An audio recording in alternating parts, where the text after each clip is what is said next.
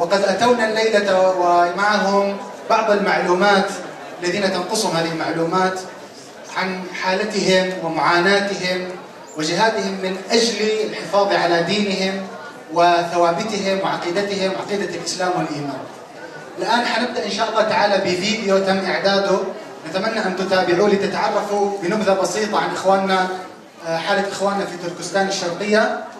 وأيضا بعد ذلك سيتفضل علينا الشيخ عبد الله عالم ببرزنتيشن، عرض بسيط أيضا في بعض المعلومات عن تاريخ إخواننا وتاريخ معاناتهم ونضالهم إن شاء الله. نتمنى من الجميع أن ينصتوا ويعني يستفيدوا من هذا العرض إن شاء الله تعالى. عايزين نذكر بس كده على عجالة، لا تنسوا تزوروا المكتبة الإسلامية، فيها كتب، في ملابس إسلامية، في عروض رائعة.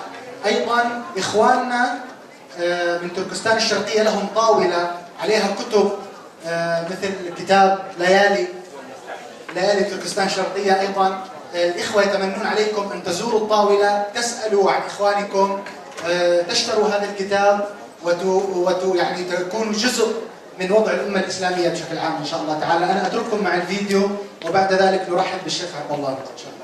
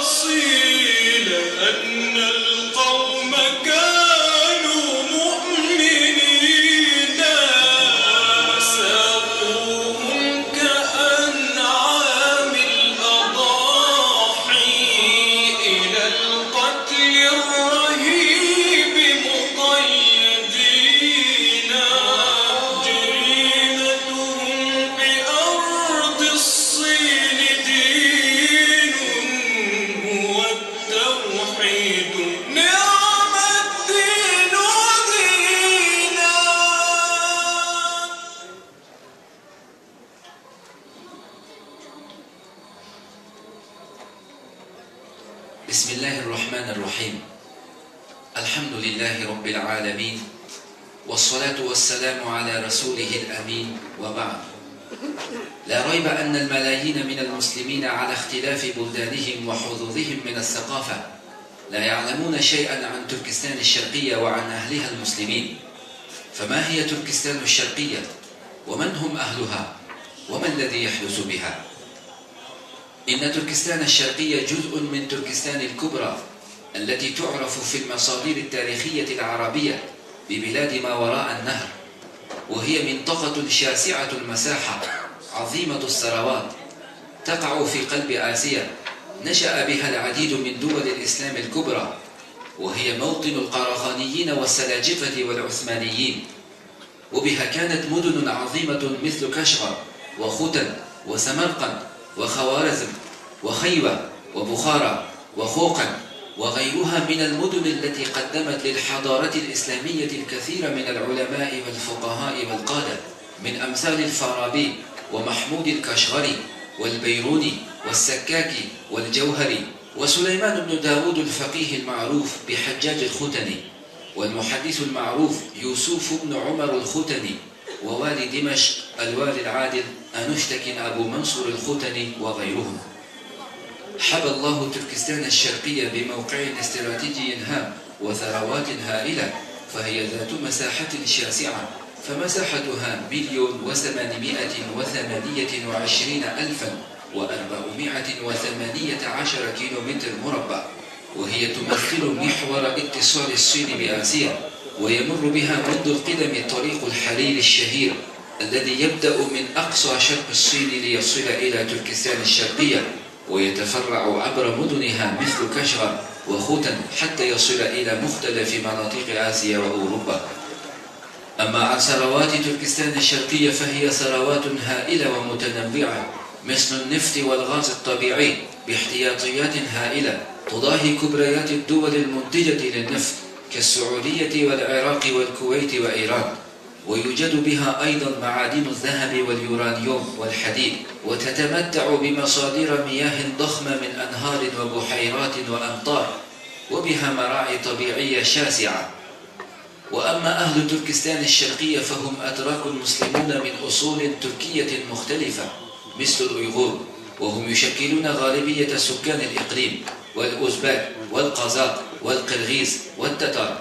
وحسب إحصائيات جهات مستقلة يقدر تعداد التركستانيين الشرقيين بحوالي 35 مليون نسمة من الأتراك المسلمين، وهم ما زالوا إلى اليوم يكتبون لغتهم بالحروف العربية منذ 1000 سنة. دخل الإسلام تركستان الشرقية في عهد الخليفة الأموي عبد الملك بن مروان، وتم فتحها على يد القائد الباسل قتيبة بن مسلم الباهلي عام 95 هجري. وفي سنة 232 هجري تشرف الخاقان السلطان صدق بغرخان مؤسس الدولة القرخانية بالدخول في الإسلام، وتبعه أبناؤه وكبار رجال الدولة. ومنذ ذلك اليوم أصبح الإسلام دينا رسميا للدولة، وطبقت فيها الأحكام حسب الشريعة الإسلامية، وكانت لهم صولات وجولات في تقدم الحضارة الإسلامية. لكن الأيام دول، فقد ذهبت دولتهم ووقعوا فريسة للاحتلال الصيني الشيوعي سنة 1949 للميلاد. ومنذ ذلك التاريخ دعبت الصين على تغيير ملامح المنطقة وتقاليد أهلها وصبغها بصبغة صينية صرفة، فقامت بعدة إجراءات جائرة تحقق لها أهدافها، من تذبيب كيان هذا الشعب في كيان المجتمع الصيني اللاديني.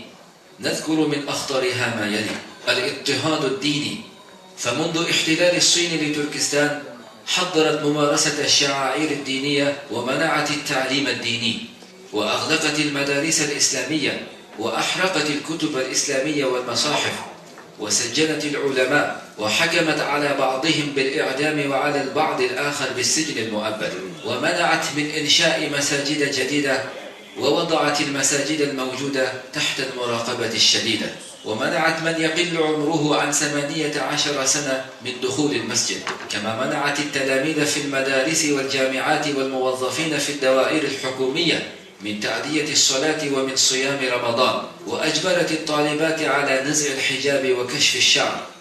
ومنها الاستيطان الصيني، فقد أغرقت الصين تركستان الشرقية منذ احتلالها بملايين الصينيين من الملحدين والوثنيين المهجرين من أنحاء الصين إلى تركستان، في محاولة منها لتسيين تركستان الشرقية ديمغرافيا، حتى تحول المسلمون فيها من 95% إلى 40% من نسبة السكان.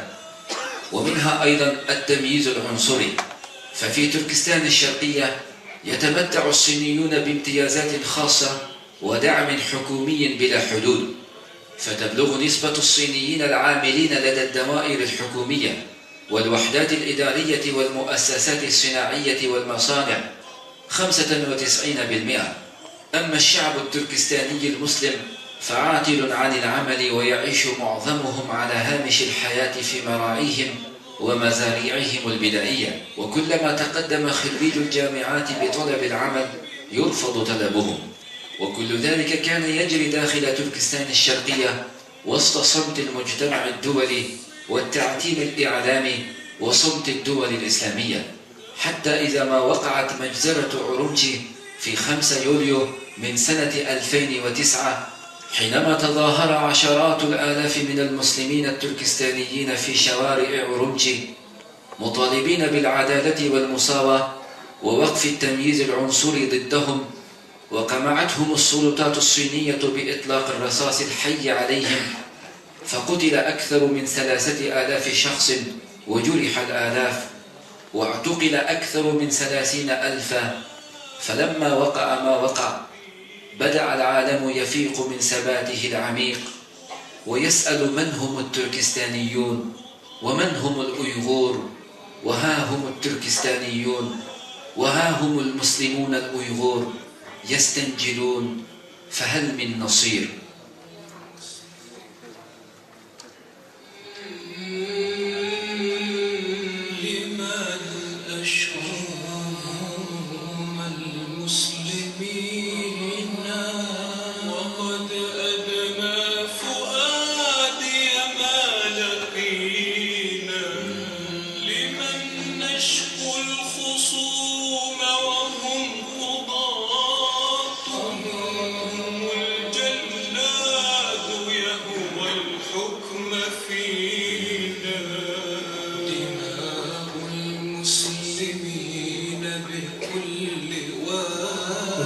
إن شاء الله بعد ما شاهدنا هذا الفيديو المحزن الذي يتقطر له القلب والله ألما ودمعا ودما، ولذلك على كل واحد منا يا أخواننا وأخواتنا إن شاء الله أن يسارع إلى طاولة إخواننا، يتعرف أكثر على أحوالهم، يساعدهم ماديا ومعنويا بالدعاء وبكل ما استطاع إن شاء الله تعالى.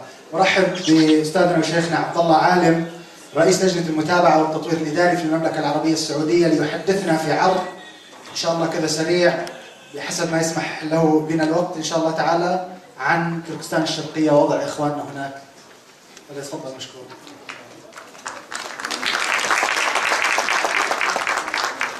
السلام عليكم ورحمة الله وبركاته. أولا طبعا أتقدم بالشكر للرابطة الإسلامية في السويد على إتاحة الفرصة لنا لعرض هذه القضية الإسلامية المنسية، هي درة، هي قضية من قضايا الإسلام إخواني. وأشكر ذلك الحضور على نعرف ما شاء الله الآن لآخر الوقت ما شاء الله مكوثهم واهتمامهم بهذا الأمر، وهذا إن دل على شيء إنما يدل على تطبيق قول الله سبحانه وتعالى إنما المؤمنون إخوة، كما يقول عليه الصلاة والسلام مثل المؤمنين في توادهم وتراحمهم وتعاطفهم كالجسد الواحد إذا اشتكى منه عضو تداعى له سائر الجسد بالحمى والسهر، وكما قال عليه الصلاة والسلام. هذه تركستان، وكما رأيتم في هذا الفيلم هي الكلمة تركستان تعني أرض الترك، وكانت هناك تركستان الكبرى، تركستان الغربية والشرقية. تركستان الغربية والحمد لله نالت استقلالها من الاتحاد السوفيتي، وأصبحت هناك 5 جمهوريات إسلامية كبرى: كازاخستان وكرغستان وأوزبكستان وتركمستان. يعني هذه الدول مستقلة، لكن الشطر الشرقي من تركستان لا زال تحت الاحتلال الصيني. والاحتلال الصيني الذي يدعي ويقول أن الدين هو دين الشعوب، يحارب المسلمين هناك من أجل تمسكهم بدينهم. كانت هذه البلاد إخواني وأخواتي بلاد مستقلة، كان ينعم أهلها بالعدل بالأمان، فجاء الاحتلال الصيني لهذه البلاد. دخل الإسلام كما ذكر في عهد الخليفة عبد الملك بن مروان على يد القائد المسلم قتيبة بن مسلم الباهلي، وفي القرن الرابع الهجري أسلم السلطان استقبور خان، ودخل بإسلامه جميع الأمراء والشعب في الإسلام. الشعب التركستاني شعب متدين ملتزم، فإن كانت يعني بخارى تعتبر منبع للعلم وموطن الإمام البخاري صاحب صحيح البخاري ثاني كتاب بعد كتاب الله سبحانه وتعالى كمصدر للشريعة، فهناك كشغة في هذه البلاد، فهي بخارى الصغرى أخرجت كثير من العلماء. هذا تاريخ احتلال الصين لهذه البلاد. كانت دولة مستقلة في عام 1960 احتلت الصين تركستان، ثم استقلت في عام 1865. عادت الصين الاحتلال في عام 75 بعد 18,000. استقلت في عام 1930، وهنا في 1930 كانت هناك أعلنت جمهورية تركستان الإسلامية. ثم طبعا الحرب استجال بين الصين والتركستانيين، فسقطت تلك الدولة. وفي عام 1949 آخر طبعا هذه اجتاحت القوات الصينية بقيادة ماو تسي تونغ، وكانت تلك الثورة الشيوعية واجتاحت تركستان. ومنذ ذلك التاريخ لا زالت هذه البلاد تئن تحت هذا الاحتلال البغيض الصيني. أطلق عليها الصين تغييرا لها، أطلق لها باسم سينكيان، وهذا أصبحت تتداول في معظم القنوات الإعلامية والصحف، يطلق عليها مقاطعة سينكيان أو سينكيان، وهي مع كلمة صينية تعني هي الأرض الجديدة أو المستعمر الجديد. حتى في إطلاقهم لها أطلقت كأنها مستعمر، أي أنها ليست أرضا لهم.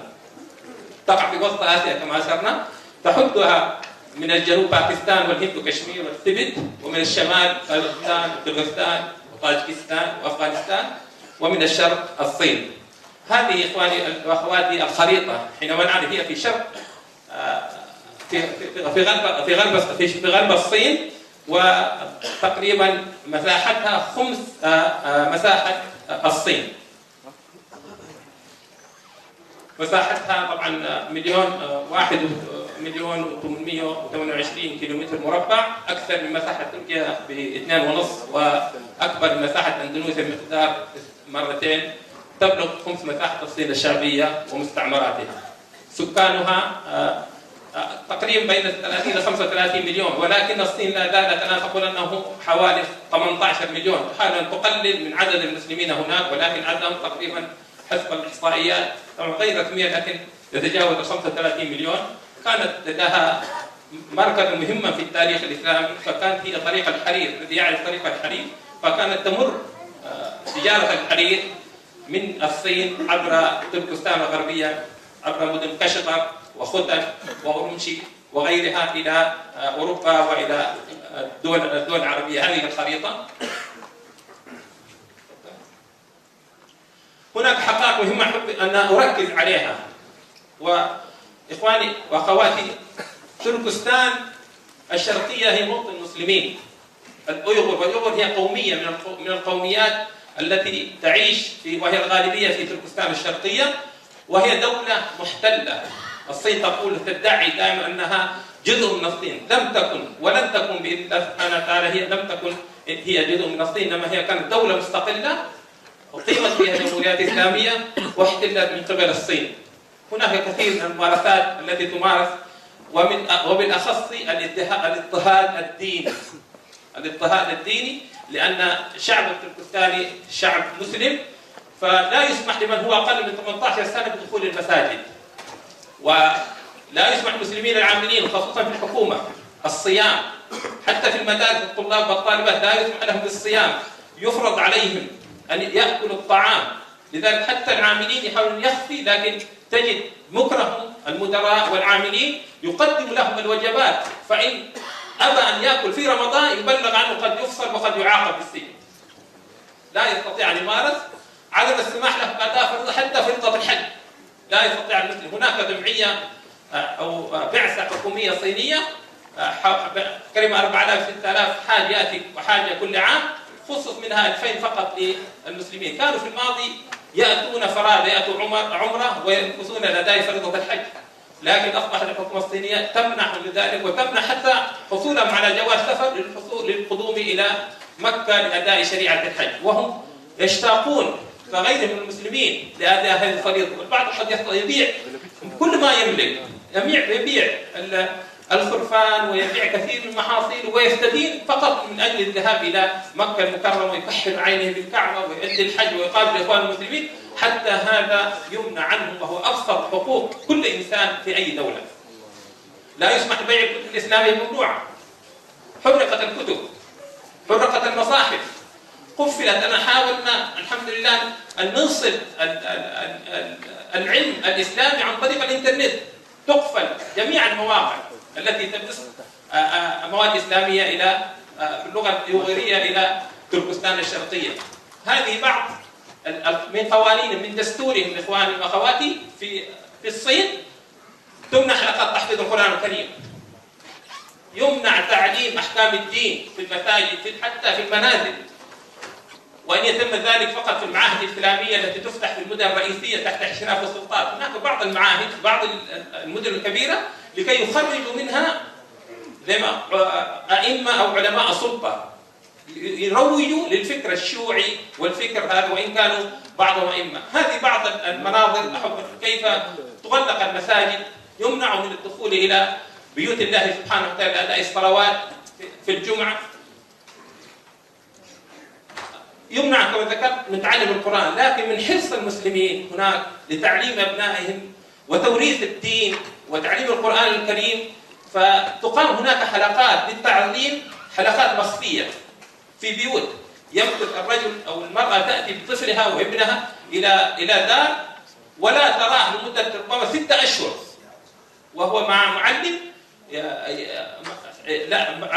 لديه ربما 10 أو 15 طالب يعلمه القرآن الكريم. ولكن في الماضي كانت تصير حينما تكتشف مثل هذه الحلقات تحفيظ القرآن تبدأ أولا بتغريم أولياء الأمور مبالغ هائلة 5000 يوان، ثم يعني تقريبا أكثر من $2000. وهناك وسط الدخل لدى العامل الأيغوري أو التركستاني قليل، لا تجاوز ربما في العام لا يجاوز $150، وتفرض له غرامات كبيرة. وكذلك كان يسجن المعلم. أما الآن حينما رأى مع كل هذا لا زال الشعب يعلم ويرسل ويخاطر بإرسال أبنائه لحلقات حتى يتعلم القرآن، لأن ليس هناك أي فرصة ثانية وليس هناك أي مكان له حتى يتعلم. بدأت الحكومة الآن في الآونة الأخيرة حينما تكتشف أن هناك بيوت تعلم فيها القرآن تبدأ بالجرافات تهد البيت على من فيه من الطلبة من الطلاب الصغار والمعلمين. هذا يمارس الآن إخواني. هذا هو الواقع الذي نعيشه. من أهم أو من المشاكل العظيمة التي يعيشها الشعب التركستاني التهجير. أرض يتم فيه جلب المستوطنين الصينيين بالقطار وبالطائرات فرادى وجماعات ليستوطنوا في هذه البلاد، في أرض كبيرة خصبة يستوطنوا، ثم بعد ذلك هم الذين عندهم التجارة وهم الذين يمتلكون أصبحوا قضية الأعمال الوظائف، بينما صاحب الأرض هذا التركستاني لن يجد المكان، لا يجد المكان حتى التعليم. حينما طلاب التعليم في المستوى الجامعي أو الثانوي حينما يعرف أنه يصلي يفصل من المدرسة ومن الجامعة. كانوا في الماضي يعلم الأطفال في مراحل التعليم العام كان يتعلم باللغة الأيغورية. أما الآن أصبح التعليم لطمس الهوية وحرصا على إذابة الهوية التركستانية، أصبح حتى التعليم الآن باللغة الصينية. طبعا تحاول الصين تغيير ملامح تركستان.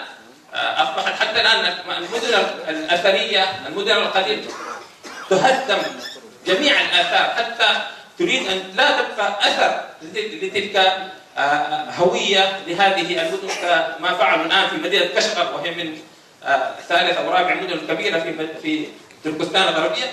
هدمت المنطقة التاريخية وأقيمت مكانها عماير، وأصبح الرجل الذي يعني يصادر أرضه ويصادر بيته ثم يفرض فقط شقة في هذه العمارة ويسكن من باب تذويبهم، يسكن في اختلاط مع غيره من القوميات. تغيير اسماء المدن. وهنا مشكلة خاصة في الآونة الأخيرة حينما وجد الشباب يعني لم يجد مكان، لا يجد العمل، يجد بينه ملاحق، لا يستطيع أن يتعلم الدين. أصبح الشباب يحاول أن يخرج من هذه البلاد، بعضهم يعبر جبال الهيمالايا مشيا على الأقدام سنوات ويأتي إلى النيبال، وفي النيبال قد بعضهم يسجن 2 وأكثر، وبعضهم في الهند وباكستان فقط للحرية، فقط من أجل تعليم الدين. ولكن مع كل ذلك أصبح هناك بعض الدول تعيد حينما تطالب بهم السلطات الفلسطينية، تطالب بعض هؤلاء الشباب الذين خرجوا هروبا بدينهم من هروبا من هذا الظلم، تعيدهم بعض الدول، وهذا من أشد ما تعانيه أو يعانيه الشباب خاصة في هذه الأيام. على سبيل المثال هذه آخر إن شاء الله تسليم المسلمين التركستانيين وبعض الدول التي هذه فقط إحصائية: أوزبكستان، كمبوديا، طاجكستان، باكستان، ماليزيا، كازاخستان. والشهر هذا في ديسمبر سلمت الحكومة الماليزية 11 من اليورو للحكومة الصينية. أقول أختم والوقت طبعا وإن كانت يعني الشرائح أكثر من ذلك، أقول يريد التركستانيون. بسم الله الرحمن الرحيم. الحمد لله رب العالمين، والصلاة والسلام على سيد المرسلين سيدنا محمد وعلى آله وصحبه أجمعين. أيها الإخوة والأخوات، أتلو عليكم البيان الختامي لمؤتمر الرابطة الإسلامية في السويد 32.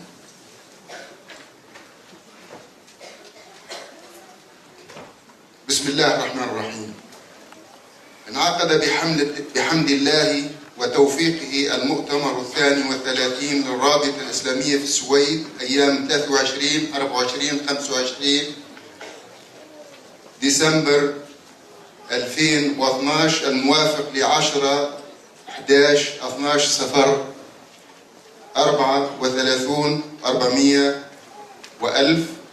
وقد بلغ عدد الحضور هذه السنة ما يربو أو ما يزيد عن 1700 مشارك، قدموا من مختلف أنحاء السويد ومن بقية الدول الإسكندنافية، وشارك جميعهم في فعاليات المؤتمر الذي كان تحت عنوان فقه الواقع، وكان يهدف إلى زيادة الوعي بالقضايا الشرعية والاجتماعية المطروحة على الأقلية المسلمة في السويد، ويهدف أيضا إلى تعميق فهم الواقع ومعرفة أحوال المجتمع الذي نعيش فيه لضمان الفهم السليم للنصوص الدينية والتطبيق الصحيح للأحكام الشرعية وتيسير عملية الاندماج والمساهمة الفعالة في بناء المجتمع الذي نعيش فيه.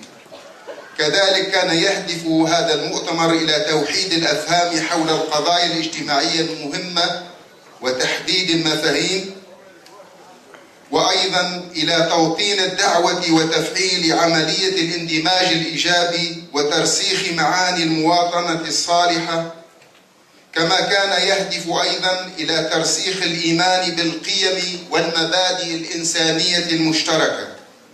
وقد حاضر وشارك في فعاليات هذا المؤتمر ثلة من الدعاة والعلماء والمتخصصين في العديد من المجالات من مختلف بلاد العالم الإسلامي ومن أوروبا، وهم السادة والسيدات: الدكتور محمود عزت من مصر، الدكتور عبد الحي يوسف من السودان، الشيخ عبد الرشيد علي صوفي من الصومال، الدكتور عبد الله بن منصور من فرنسا، الدكتور عبد الرحمن بشير من الصومال، الأستاذة نعيمة بن يعيش من المغرب، المهندس فاضل سليمان من مصر، الدكتور سعيد القاضي من بريطانيا، الدكتور عبد الله عبد القادر التركستاني من تركستان الشرقية، الأستاذ أحمد المفتي من السويد، الأستاذ عمر مصطفى من السويد، الدكتور هيثم رحمة من السويد، الأستاذة هيلينا بن عودة من السويد، الأستاذ محمد أمين خراقي من السويد، الأستاذ فداء الدين سيد عيسى من السويد، الأستاذ بلال مزهر من السويد، والمنشد الكبير المشهور مسعود كورتيس. وبعد 3 أيام من المحاضرات والندوات والنقاش الهادف والحوار المفتوح والصريح حول الموضوع الرئيس للمؤتمر فقه الواقع، خلص المؤتمرون إلى النتائج والتوصيات التالية. أولاً، على الصعيد المحلي يدعو المؤتمرون المسلمين إلى الفهم الصحيح للإسلام واتباع المنهج الوسطي المعتدل والتحلي بقيم الإسلام السمحة والأخلاق الفاضلة.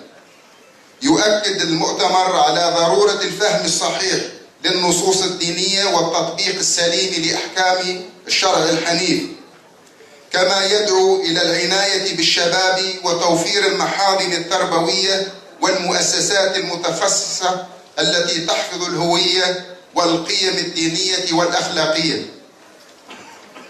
يدعو المؤتمر المسلمين في الغرب للمشاركة الفعالة في بناء المجتمع وخدمة الإنسانية مع استشعار الواجب الشرعي والوطني للمساهمة في الحفاظ على السلم الاجتماعي والعيش المشترك. يحذر المؤتمر من المد العنصري الذي يستهدف الأقلية المسلمة في السويد، ويدعو الحكومة والأحزاب السياسية ومؤسسات المجتمع المدني إلى التصدي لهذا المد العنصري. يثمن المؤتمر الجهود الطيبة والنجاحات الباهرة التي حققتها المؤسسات الرابطة الإسلامية في السويد لخدمة المسلمين وحفظ هويتهم والمساهمة في بناء المجتمع. كما يسر المؤتمرين تقديم أسمى التهاني لباقي المواطنين السويديين بمناسبة حلول السنة الميلادية الجديدة، داعين الله عز وجل أن يحفظ علينا جميعا نعمة الأمن والأمان، وأن يوفقنا للتواصل والتعاون والتعايش بما يحفظ الاستقرار وتماسك المجتمع. على الصعيد الخارجي، يبارك المؤتمر الثورات التي انطلقت في العديد من البلدان العربية، منادية بالحرية والعدالة والكرامة، ومؤسسة لعهد جديد يلبي طموحات الشعوب وتطلعاتها لمستقبل زاهر وغد أفضل. يدعو المؤتمر إلى مساندة الثورة الشعبية في سوريا ضد الظلم والاستبداد والإبادة الجماعية، ويدعو أحرار العالم للوقوف صفا واحدا ضد ما يقع من جرائم بحق الإنسانية. يدين المؤتمر ما حدث من عدوان على غزة وما يحاك من مخططات صهيونية ترمي لهدم القدس الشريف وتهويد المقدسات وطمس المعالم الإسلامية مع مواصلة بناء المستعمرات. يستنكر المؤتمرون الصمت العالمي الرهيب تجاه ما يحدث من جرائم وتقتيل في ميانمار، في بورما، وفي تركستان الشرقية وإريتريا، ودعوة شرفاء العالم لنصرة الشعوب المظلومة والقضايا العادلة. ثالثا، شكر وامتنان. يشكر المؤتمر السادة الدعاة والعلماء لحضورهم ومشاركتهم الفعالة في إنجاح هذا المؤتمر من خلال محاضراتهم القيمة وإجاباتهم السديدة وتوجيهاتهم الرشيدة. يشكر المؤتمر الإخوة والأخوات الذين حضروا من مختلف البلدان، سواء هنا من المدن السويدية أو من البلدان الإسكندنافية من الدنمارك ومن النرويج وفنلندا. والشكر الخاص لإدارة المؤتمر ولكل من ساهم في إنجاح هذه التظاهرة، وخاصة الشباب والشابات في مختلف اللجان. وفي الختام، يدعو المؤتمرون الله تعالى أن يحفظ الإسلام ويعز المسلمين، وأن يوفق العاملين لما فيه خير البلاد والعباد، وأن يحفظنا ويحفظ بلداننا، وأن ينصر أهل فلسطين وتركستان، وأن يرفع البأس والظلم والقهر عن إخواننا في سوريا وإريتريا والصومال وبورما. ونسأله سبحانه وتعالى أن يحفظ الإسلام والمسلمين وبلاد المسلمين كلها من كل المؤامرات التي تحاك ضدهم، إنه سميع مجيب. وما توفيقنا إلا بالله، عليه توكلنا وإليه ننيب. وآخر دعوانا أن الحمد لله رب العالمين، وبارك الله فيكم جميعا. جزاك الله خير وبارك الله فيك. وأريد أن أدعو إلى المنصة شيوخنا الأفاضل، الشيخ عبد الرشيد، الشيخ علي صوفي تفضل. وتعديل فقط، هو شيخنا عبد الرحمن رشيد من جيبوتي صحيح؟ ولكن هي يعني من القرن الإفريقي. جيبوتي والصومال يعني لا. تفضل شيخنا جزاك الله خير. أيضا المهندس عبد الله التركستاني تفضل معنا حياك الله. نعم شيخنا قطري. نعم الشيخ يعني الشيخ عبد الرشيد الشيخ علي صوفي من قطر لا شك من ذلك، هو قطري الجنسية. الشيخ خالد الديب تفضل عندنا على المنصة جزاك الله.